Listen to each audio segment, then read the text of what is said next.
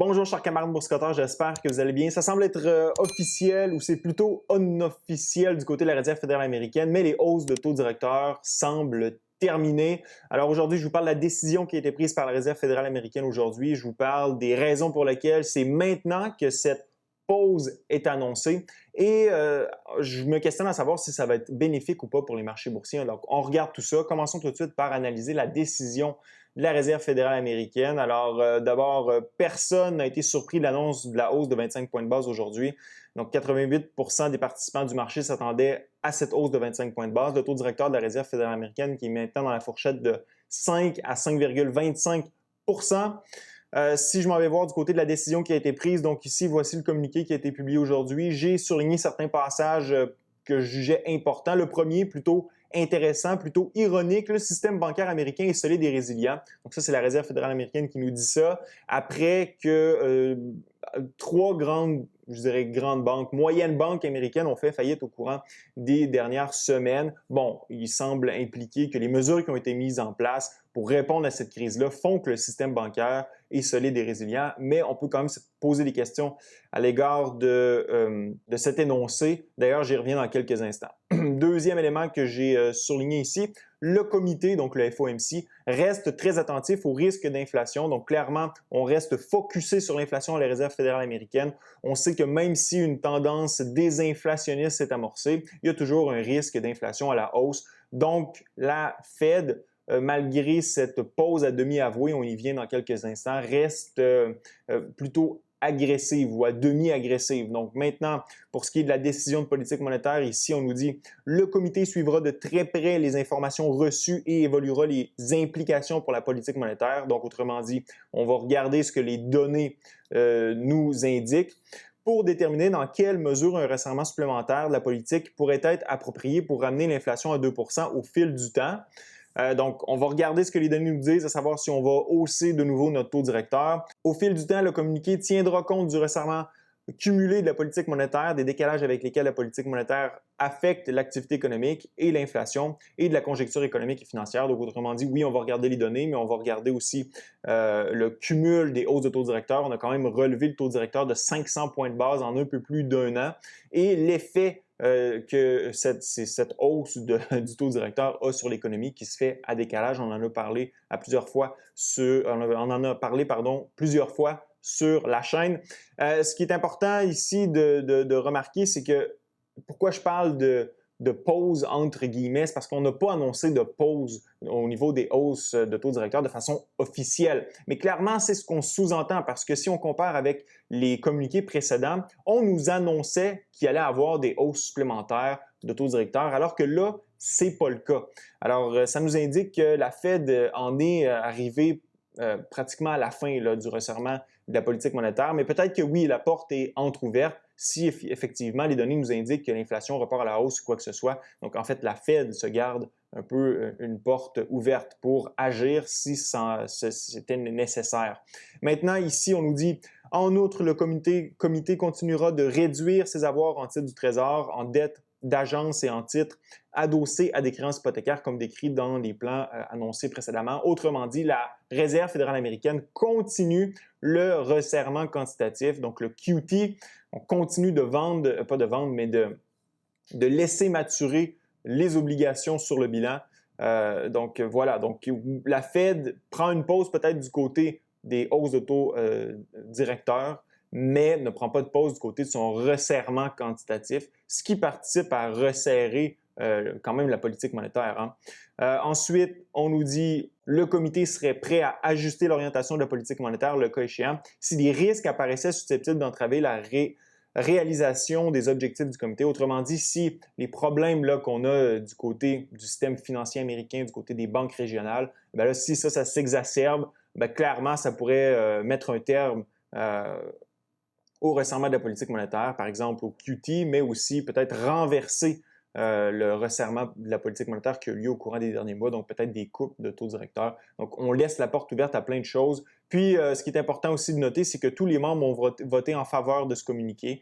Pour ce qui est du QT, ben, le plan continue tel que prévu, 60 milliards par mois d'obligations, 35 milliards de mortgage-backed security, donc des hypothèques, des dettes adossés à des hypothèques, là. Pourquoi on annonce maintenant que la Fed anticipe ou sous-entend qu'une pause est en train de se concrétiser du côté du resserrement de la politique monétaire? C'est bien simple. Regardez l'inflation aux États-Unis qui est tombée à 5 pour ce qui est de l'IPC global. Si vous regardez le core, on est à 5,6 pour cent. Si vous regardez le taux directeur de la Fed, maintenant, on est à 5,25 pour cent. Qu'est-ce que ça vous dit? Regardez les deux lignes ici. Ça ici, ce graphique-là ne représente pas les données actuelles, donc il n'a pas été mis à jour, c'est-à-dire que le Fed Funds Rate effectif présentement est peut-être à 5,12. Puis, l'inflation à 5 ça c'est bon. Mais clairement, là, vous voyez que les lignes sont à la croisée des chemins. Présentement, le taux directeur de la Fed est au-dessus du niveau de l'IPC global. Alors, pourquoi tout ça, c'est significatif? Parce que par le passé, le taux de la Réserve fédérale américaine a toujours été au-dessus de l'inflation pour finalement la tuer pour de bon, pour l'abattre complètement. Donc, ça a toujours été le cas, la ligne bleue au-dessus de la ligne turquoise. Donc, clairement, on est à la croisée des chemins. La Fed est confiante avec le resserrement monétaire qu'elle a fait précédemment et elle s'attend à ce que la tendance des inflationnistes se poursuive. Donc, elle se dit, écoute, probablement qu'on va s'arrêter là. L'inflation qui ralentit va faire son travail. Et puis, on va maintenir le taux directeur à ce niveau-là pendant un certain temps pour participer justement à réduire encore plus le niveau d'inflation. Pour combien de temps le taux de la Réserve fédérale américaine va rester à 5,25 pour cent? Alors là, il y a plusieurs facteurs qui entrent en jeu. Bien sûr, on a la crise bancaire aux États-Unis, donc la crise financière, le mandat de stabilité financière de la Fed qui est quand même en jeu. Donc, certains éléments importants. Regardez les faillites qu'on a eues durant la crise financière de 2008, quand même significatives, mais regardez les 3 faillites qu'on a eues au courant des dernières semaines sont aussi importante en termes de valeur monétaire. Regardez ici un autre graphique là, qui nous le présente. Donc, les 25 faillites de 2008, c'est le même montant que les 3 faillites qu'on a eues au courant des dernières semaines. Ça démontre l'ampleur quand même de l'instabilité financière qu'a créé ce cycle de resserrement monétaire entamé par la Réserve fédérale américaine. Et en fait, en augmentant le taux directeur, la Fed pense qu'elle ne met pas en opposition ces deux mandats, son mandat de stabilité financière et son mandat de stabilité des prix. Par contre, en augmentant de nouveau son taux directeur, clairement, la Fed vient exacerber les problèmes qui existent déjà dans le système bancaire. On se rappelle que le fait que la politique monétaire a été resserrée aussi rapidement, vous avez vu la valeur des actifs des banques chuter et puis ça a fait peur à certains déposants qui avaient justement des dépôts non assurés. Donc le mot s'est passé et puis ces dépôts-là ont quitté le secteur bancaire pour s'en aller où? Pour s'en aller se réfugier par exemple dans les money market funds qui présentement ont un rendement de tout près de 5 Puis ce mouvement-là se continue. La dernière fois que je vous en ai parlé, je vous avais dit que la crise bancaire allait se continuer. Puis ça, c'était bien avant la faillite de First Republic Bank. Puis voilà, donc on a eu une nouvelle faillite bancaire. Puis ça risque de se continuer parce que les éléments qui existaient au mois de mars, au mois d'avril, qui ont créé cette espèce de panique bancaire, ils sont toujours là, même qu'ils sont encore plus importants. Oui, on a certaines mesures qui ont été introduites par la Réserve fédérale américaine. On a ouvert la fenêtre d'escompte. On a introduit un programme de prêt pour les banques en difficulté, le BTFP. Mais reste que ces programmes-là sont limités dans l'ampleur de l'aide qu'ils peuvent fournir à des banques. Puis on s'entend qu'il y a des centaines de banques régionales présentement qui sont dans la même situation que SVB, qui sont dans la même situation que FRC. Alors, ça va continuer. Puis la Fed, je pense que vient de jeter de l'huile sur le feu en augmentant de nouveau son taux directeur. Puis maintenant, je vais vous parler un peu de ce qui s'est dit durant la conférence de presse de Powell. Pas grand-chose, mais quand même, on nous a répété justement que le système bancaire était solide et résilient, puis qu'il n'y avait pas d'opposition dans les deux mandats, stabilité des prix et stabilité financière, alors que clairement, il y en a une, parce que la raison pour laquelle on a de l'instabilité financière présentement, c'est en raison du resserrement monétaire qui a été opéré au courant des derniers mois. Powell nous a dit aussi que les prochaines actions de politique monétaire vont dépendre des données économiques et sur le déroulement des événements. Puis quand on parlait d'événements, on faisait justement référence aux problèmes qu'ont certaines banques américaines. Autrement dit, Powell nous a dit que, regarde, nous, on va s'arrêter ou on va renverser notre resserrement monétaire, donc on va passer à l'assouplissement monétaire ou au relâchement monétaire si ça vire au vinaigre, si on brise quelque chose de gros. Donc clairement, la Fed là, commence à commence à effriter là, certaines parties du système financier. Mais si ça casse pour de bon, ben là, clairement, ça va être un signe que la Fed va faire un 180 degrés du côté de sa politique monétaire, puis la Fed va s'en aller là. Clairement, c'est ce que j'entrevois de par les agissements de la Réserve fédérale américaine. Bon, tantôt, je vous disais qu'on parlait de pause entre guillemets parce que la décision à l'égard d'une pause, bien, elle n'a pas été prise officiellement.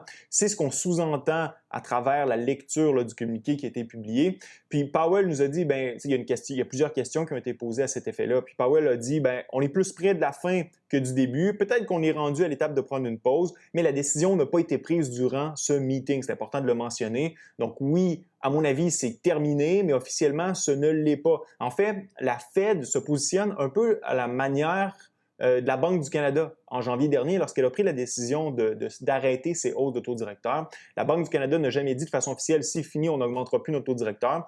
La Banque du Canada s'est toujours laissé la porte entrouverte. Et dans le cas où justement l'inflation allait se pointait de nouveau le bout du nez, bien, la Banque du Canada aurait pu relever son taux directeur étant donné qu'elle n'avait pas fermé la porte complètement. C'est un peu la même chose que fait la Réserve fédérale américaine aujourd'hui. Powell, du côté de la récession, du côté de la croissance économique, a dit qu'il y avait plus de chances d'éviter une récession que d'en avoir une. Puis si on en avait une, bien, ça allait être une récession plutôt bénigne. Un peu surprenant compte tenu de ce qui se passe là, depuis quelques semaines, justement, aux États-Unis avec les faillites bancaires, etc. Puis les données prospectives que je vous ai présentées aussi dans d'autres vidéos, donc le PMI, les enquêtes, mais sur les enquêtes, ça touchait surtout l'économie canadienne. Pour ce qui est des coupes de taux d'intérêt, donc c'est notre prochain point, en fait, c'est le point qu'on aborde actuellement. Pendant combien de temps on va rester à ce niveau-là? Plusieurs ont posé la question, est-ce qu'il va y avoir des coupes de taux d'intérêt? Bien, la Fed anticipe que l'inflation va être résiliente pendant un certain temps, donc ça va être long avant de retourner à 2 On s'attend à être à 3 au courant de l'année, ce qui veut dire que la Fed va rester à ce niveau-là pendant un certain temps, pendant plusieurs mois. Du moins, c'est ce que nous a dit Powell. Donc oui, c'est possible que la Fed reste à ce niveau-là. Un autre élément que surveille la Réserve fédérale américaine, bien oui, on a la stabilité financière dont on a parlé il y a quelques instants. D'ailleurs, regardez ici l'indice des banques régionales américaines qui continue sa chute. Il n'y a pas de surprise là-dessus. Ça risque de se poursuivre aussi. D'autres banques vont se retrouver dans la même situation que SVB, FRC. L'emploi va être un autre élément là, qui va tomber sous le radar des analystes parce qu'on commence à voir justement une chute là, de l'ouverture des postes, on commence à voir une hausse des mises à pied. Puis, par contre, les créations d'emplois semblent toujours être au rendez-vous. Vendredi, on va avoir les données officielles du côté des créations d'emplois. Ça, c'est ADP, donc c'est une firme privée donc, qui ont annoncé 296 000 nouveaux emplois. L'autre élément, c'est l'inflation. On ne s'en sort pas. Clairement, ça va déterminer le cours ou la durée de cette pause. Si l'inflation retourne plus rapidement que prévu à 2 c'est possible que la Fed ajuste son taux directeur. Mais si elle est plus résiliente, puis clairement, là, on s'entend que l'enjeu, c'est vraiment du côté de l'inflation des prix du logement. Donc ça, si ça descend plus rapidement qu'anticipé, la Fed risque aussi de couper son taux directeur. Si la stabilité financière n'est plus au rendez-vous, elle va couper son taux directeur. Puis si l'emploi mange une claque au courant des prochains mois, elle va couper son taux directeur. Donc tout ça va déterminer la durée de cette pause. Par contre, les marchés, eux, anticipent que le prochain move, c'est une coupe de taux directeur. On le voit ici, le 3 mois en bleu, les obligations 3 mois, donc, puis les bons du Trésor. Puis le 2 ans, l'obligation 2 ans ici en turquoise. Donc, vous voyez là que le rendement des obligations 2 ans a chuté. Donc ça nous indique que le marché, lui, anticipe des coupes. Le prochain move de la Réserve fédérale américaine, ce sont des coupes de taux d'intérêt. C'est ce que nous dit le marché. Maintenant, est-ce que tout ça, c'est bon pour les marchés? Une pause? Regardez, les marchés ont réagi à la baisse aujourd'hui. Puis, si vous voulez que je vous explique ça de façon claire et concise, non. La pause des hausses de taux d'intérêt n'est pas positive pour les marchés. Peut-être à court terme, seul l'est, mais à long terme, seul l'est pas. Je l'ai déjà expliqué sur la chaîne. En fait, on a quand même un taux directeur qui est à 5 puis une banque centrale qui continue le resserrement quantitatif. Donc, quelle est ma stratégie face à ça? Je vais en parler demain dans le direct. Donc, pour ceux qui veulent participer, simplement rejoindre la chaîne en cliquant sur le bouton juste en dessous. Puis, ça va me faire un plaisir de partager tout ça avec vous.